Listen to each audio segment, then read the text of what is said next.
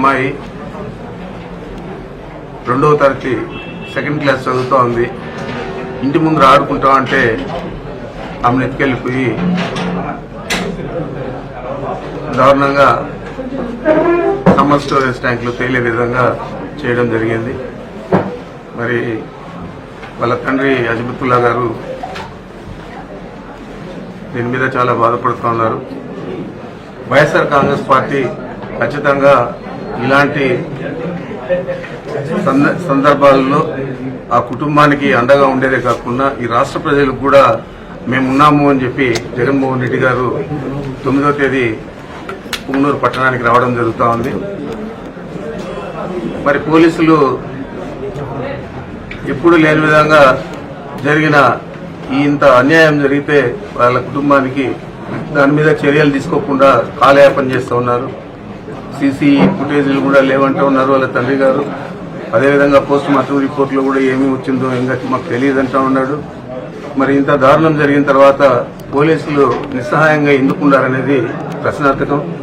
మరి ఏమి జరగకపోయినా కానీ మదనపల్లిలో స్వయాన డీజీపీ గారిని, ఇంకొక అడిషనల్ డీజీ గారిని, సిఐడి అడిషనల్ డీజీ గారిని ఇద్దరిని కూడా చంద్రబాబు నాయుడు హెలికాప్టర్ ఇచ్చి పంపించాడు.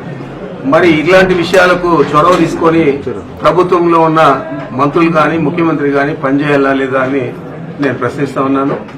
తప్పకుండా దీన్ని పెద్ద ఎత్తున మేము కార్యక్రమంగా తీసుకొని దీని మీద సరైన సంజాయిషి, సరైన దోషులను పట్టుకోకపోతే ఈ పోలీసులు వారి అసమర్థత మీద మేము తప్పకుండా తగిన విధంగా స్పందిస్తామని చెప్పి నేను మీ ద్వారా మనవి చేస్తా ఉన్నాను.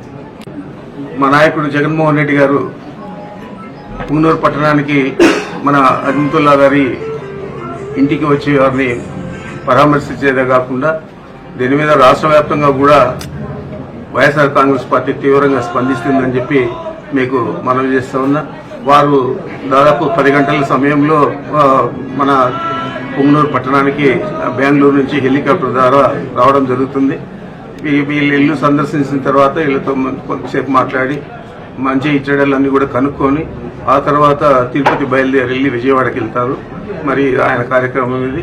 అందరూ కూడా మన పార్టీ శ్రేణులందరూ కూడా దీన్ని పెద్ద ఎత్తున తీసుకొని మన నాయకుడిని మనం అందరూ కూడా ఆహ్వానించే విధంగా వీరి గృహానికి మనం చేరుకోవాలా. మనం ఎవరు కూడా లోపల వాళ్ళకు ఆడ వీళ్ళ భార్య పిల్లలు ఉన్నారు, వాళ్ళందరూ కూడా ఫ్రీగా జగన్మోహన్ రెడ్డి గారితో మాట్లాడే విధంగా మనం అవకాశం కూడా కల్పించాలా. ఈ విధంగా మనం తొందరగా తోసుకొని వచ్చి చేయకుండా చేయాలని చెప్పి మీ అందరికీ కూడా మనవి చేస్తున్నాను. Please subscribe .news.